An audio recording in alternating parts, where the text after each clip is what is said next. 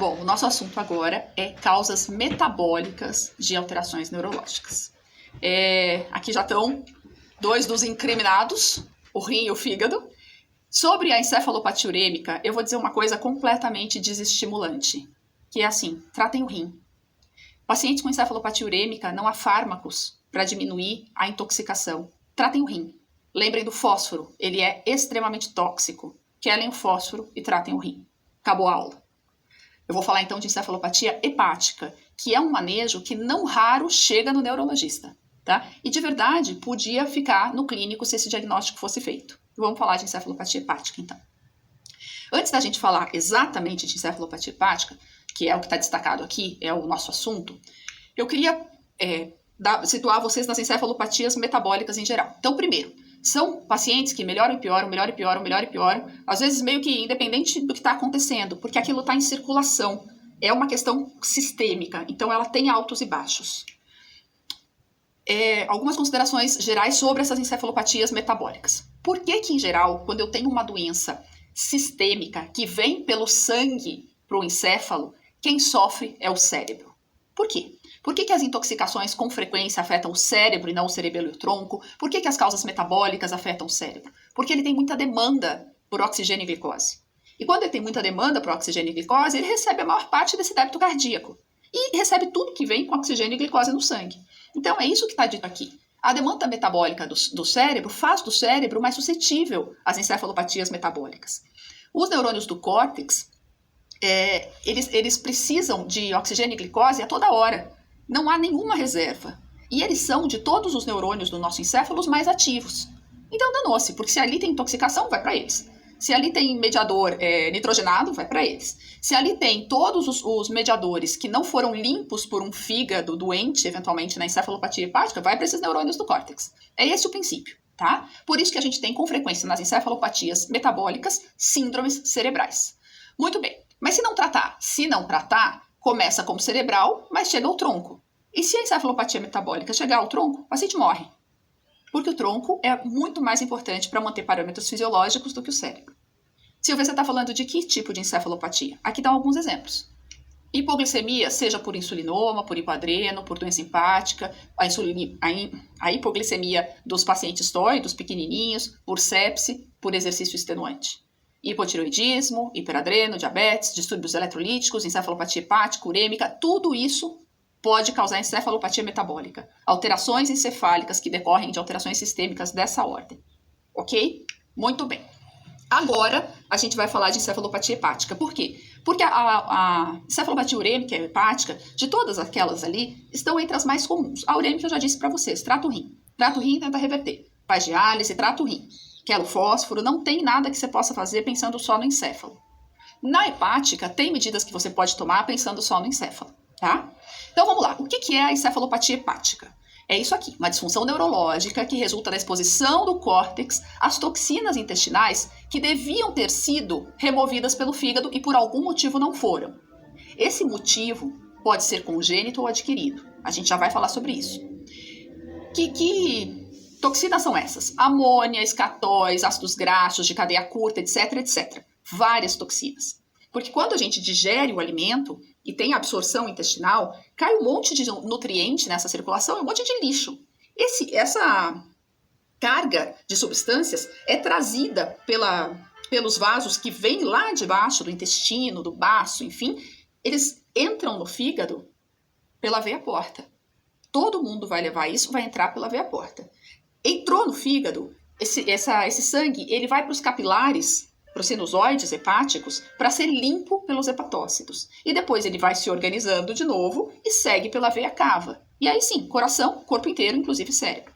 Sim, e se esse vaso que está vindo lá, seja a partir da própria veia porta ou de qualquer veia que seja contribuinte da veia porta, fizer um desvio, um bypass no fígado, vai levar para o coração sangue sujo, sangue com essas toxinas. Isso é, por exemplo, uma das formas da gente ter encefalopatia hepática. Eu estou descrevendo um shunt. Não é a única forma, é uma das formas, tá? Então vamos lá. E essas substâncias, quando elas chegam no encéfalo, essas toxinas que deveriam ter sido removidas pelo fígado, por que o bicho tem encefalopatia hepática? porque elas são tóxicas para os neurônios, não deixam os neurônios trabalhar. Em alguns casos, elas alteram os neurotransmissores, não deixam nem o neurônio liberar neurotransmissor.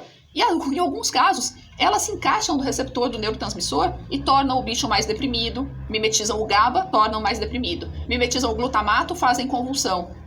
São inúmeros mediadores, tá? A gente vê estado mental alterado, convulsão, estupor, a gente vê tudo. Muito bem. A maioria dos casos de encefalopatia hepática é por causa desse desvio que eu acabei de falar para vocês de origem congênita. E a gente chama de desvio portosistêmico congênito. A partir da veia porta, um vasinho sai e em vez de deixar o sangue limpar o fígado limpar aquele sangue, joga aquele sangue sujo para frente do fígado. Mas existem outras causas congênitas que levam as toxinas do intestino a não serem limpas pelo fígado e chegarem ao encéfalo. Quais? Deficiência congênita de enzima do ciclo da ureia. Acontece nos galgos. Mas do que você está falando? A amônia, ela vira ureia no fígado. Então, se eu não tenho as enzimas do ciclo da ureia, essa amônia, que é tóxica, segue em circulação. Mesmo que não tenha, que o sangue esteja entrando no fígado. Se faltar enzima, é a mesma coisa aqui. Deficiência de cobalamina nos borders, de arginina nos felinos. Essas substâncias são as que permitem a depuração desse sangue. A transformação dessas toxinas, por exemplo, no caso da amônia e ureia. Então, não são causas tão comuns, mas o shunt portosistêmico é só a principal causa de encefalopatia hepática congênita, tá? Mas não é a única. Em animais mais velhos, podem ter encefalopatia hepática? Se eles não tinham causas congênitas? Eles podem, se esse fígado tiver doenças que não deixe mais esse sangue entrar. Às vezes, a veia porta está tentando entrar com o sangue no fígado e ele está tão duro de cirrose, porque ele teve infecção, inflamação, está cheio de tumor, de nódulo, que ela não consegue. E aí o que acontece? O corpo faz angiogênese, o corpo faz shunts, ele desvia, porque tem muita hipertensão portal. Não consegue entrar. E aí esses shunts, eles vão acontecer, são adquiridos e vão causar encefalopatia hepática, porque vão fazer o sangue sujo desviar do fígado. Nesse caso, gente, não adianta pensar em operar esses vasos que estão anômalos, que estão desviando, porque o corpo vai fazer outro, porque a hipertensão portal existe por causa do fígado doente.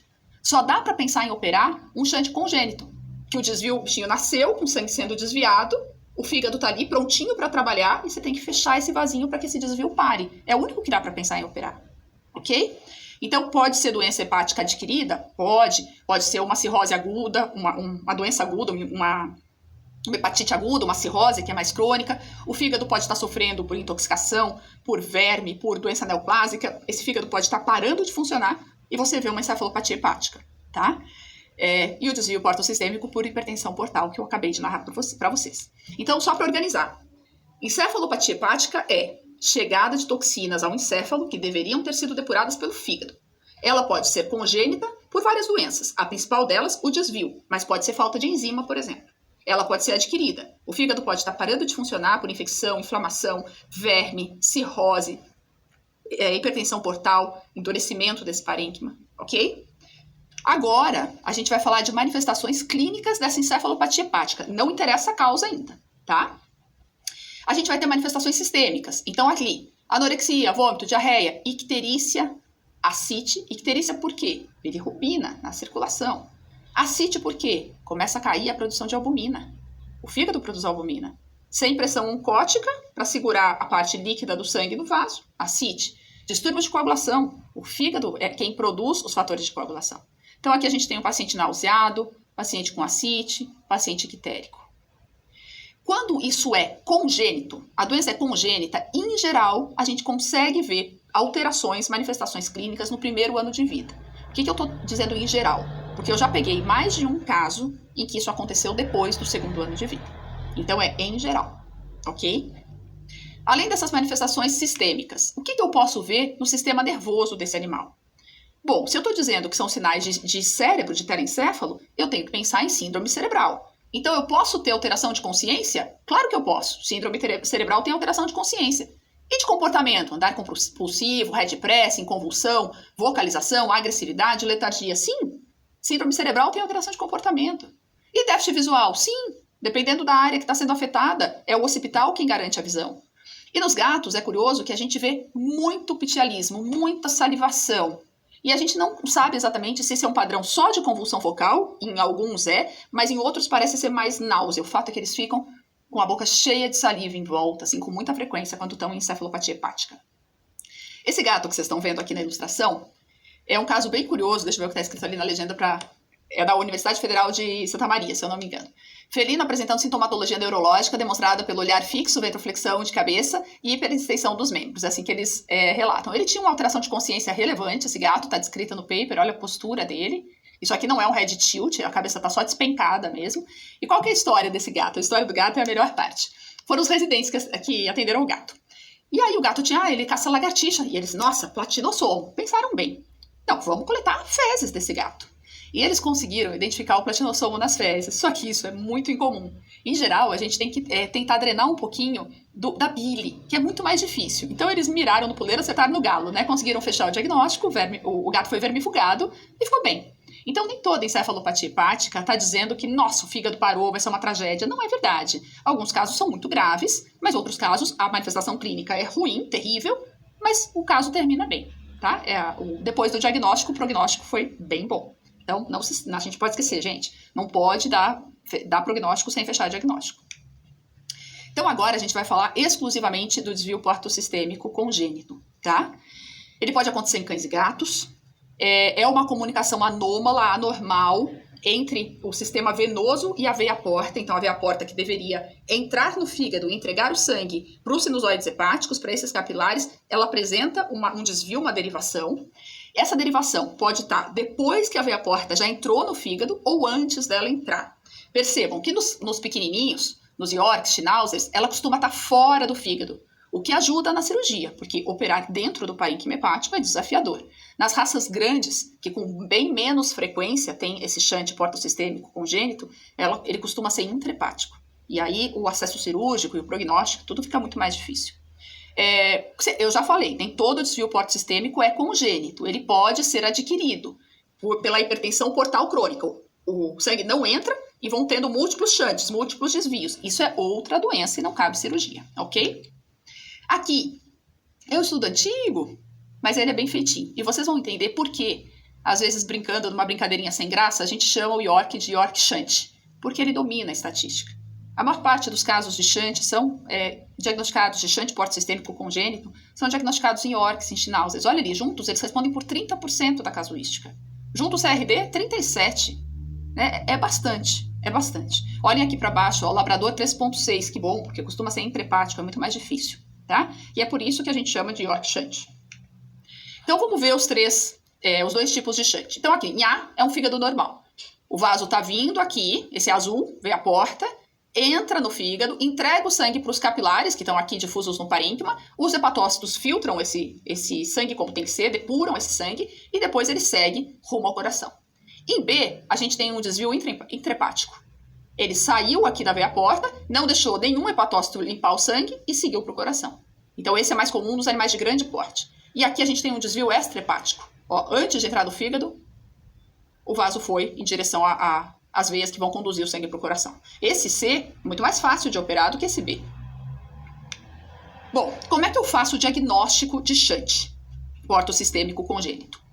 Primeiro, o animal, em geral, a gente percebe quando o animal tem sinais neurológicos. Dificilmente se pensa em shunt só porque o animal tem um ou outro sinal sistêmico, como vômito, um pouco nauseado.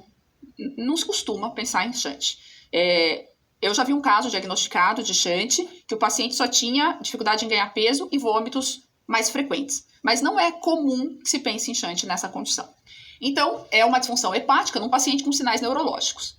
A LT e FA não são marcadores confiáveis, porque a LT e FA, elas sobem na morte celular, gente. E esse fígado pode não ter morte celular. Ele pode estar ali, ele trabalha um pouquinho, porque ele recebe um pouquinho de sangue, ele só não recebe todo o sangue que ele tinha que receber, e a LT e FA seguem normais. Não tem morte celular necessariamente. Então, não são marcadores confiáveis, tá? Podem estar aumentados? Podem, porque pode haver alguma mortezinha. Lembrem da FA, que tem também a FA óssea induzida nos filhotes. Ela sobe por conta do crescimento ósseo, tá? Então não façam confusão.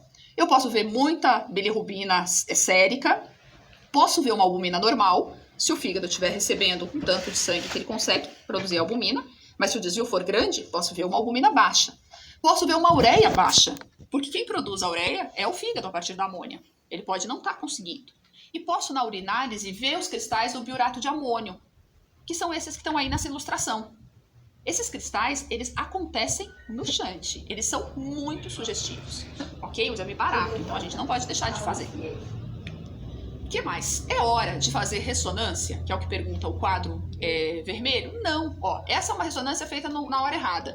Vocês estão vendo ali, as setas estão apontando um hipersinal, ó. Aqui, aqui, tem hipersinal. E o que é esse hipersinal? É o hipersinal simétrico da encefalopatia hepática. Esse exame não diz nada, não deveria ter sido feito. O que a gente tem que fazer? O ultrassom com Doppler pode ajudar? Pode, mas pode não achar o vaso. E a tomografia abdominal? É o exame de eleição, para procurar o vaso anômalo, tá? Então eu posso fazer a urina, eu devo fazer LT, FA, albumina, ureia, urina, esses exames eles são de triagem. Depois eu posso ir para a tomografia abdominal, ou eu posso também fazer dosagem dos ácidos biliares, antes e depois da alimentação, e eu posso dosar a amônia.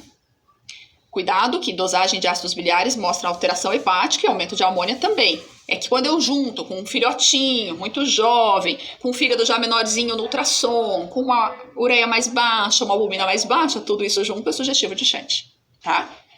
Mas vai fechar mesmo achando o vaso, na tomografia. Como é que eu trato esses pacientes? Bom, agora só no óculos, né, gente? Vamos lá. Olha só, tudo que está nesse quadro serve para reduzir as toxinas circulantes. Tudo que está escrito aí tem esse objetivo. Do que eu estou falando? Estou falando o seguinte, ó. A comida, o bolo fecal, chega ali naquele intestino e ali tem um conjunto de bactérias que vão fermentar esse bolo fecal.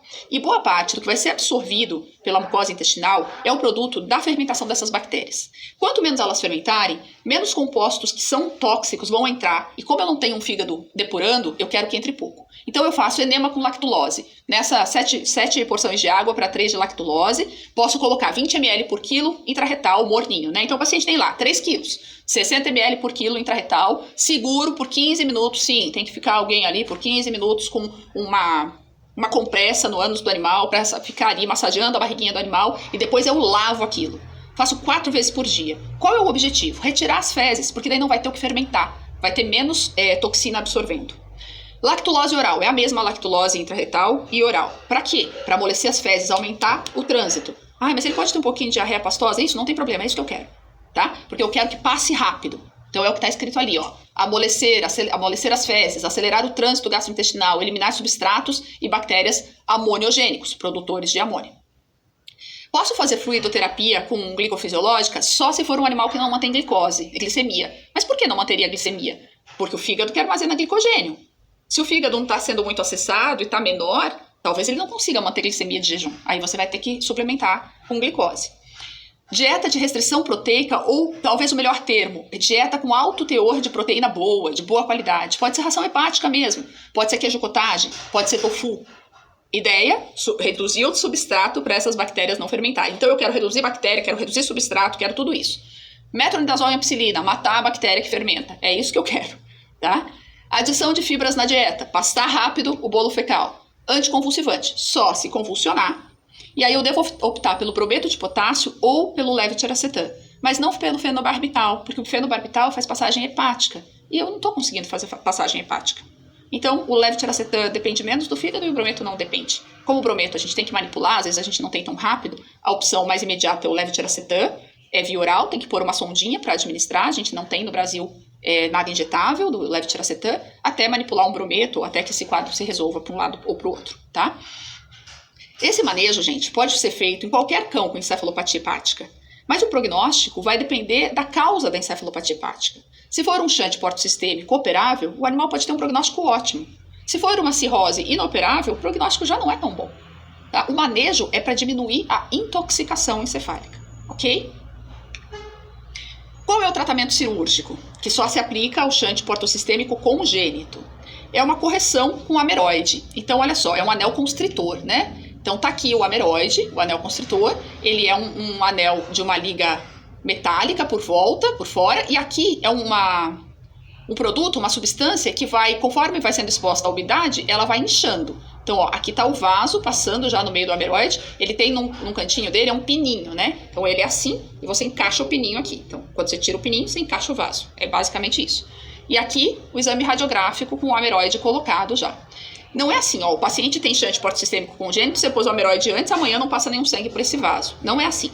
ele vai fechando ao longo dos meses. Porque se fechar de uma vez, você causa uma hipertensão naquele vaso e um turbilhonamento daquele sangue. Isso não é bom. É uma cirurgia potencialmente trombótica, de qualquer forma. Você vai fechar um vaso e inverter a direção do fluxo sanguíneo. Quer ver? Olha só, nessa ilustração. Aqui eu tenho o intestino. O sangue está vindo do intestino pela veia porta, vem do intestino pela veia esplênica, vem pela veia gastroduodenal e entra aqui pela veia porta no fígado. Os hepatócitos depuram esse sangue e liberam então para a veia cava levar para o coração. Ótimo, tudo funcionou perfeitamente. Aqui tem shunt. O sangue está vindo do intestino, mas ele desvia por um vaso anômalo e vai para a veia cava antes de passar pelo fígado. Claro que tem um pouquinho de sangue que pode até ir aqui, ó. Até pode. O tamanho desse vaso é muito variável entre os pacientes. Pode ser um shunt enorme ou um shunt de vaso de pouco calibre. Então eu posso ter sangue suficiente para manter o tamanho do fígado, células vivas, que não vai subir ALT e FA, produção de albumina, produção de ureia, mas vou ter um desvio que vai deixar muito amônia em circulação e que vai ter toxina aqui que pode fazer uma encefalopatia hepática. O que eu vou fazer aqui? Eu vou pôr um anel ameroide impedindo que esse vaso anômalo venha para cá. Mas se eu fechar de uma vez, esse sangue vai bater e vai turbilhonar aqui. Vai aumentar muito a pressão nesse vaso aqui, que está pequeno e que vai ter que se dilatando devagar. Por isso que esse fechamento é gradual. Ok? Bom, é basicamente isso. A gente falou de encefalopatia hepática. E agora a gente segue com outras etiologias na próxima aula. Até lá!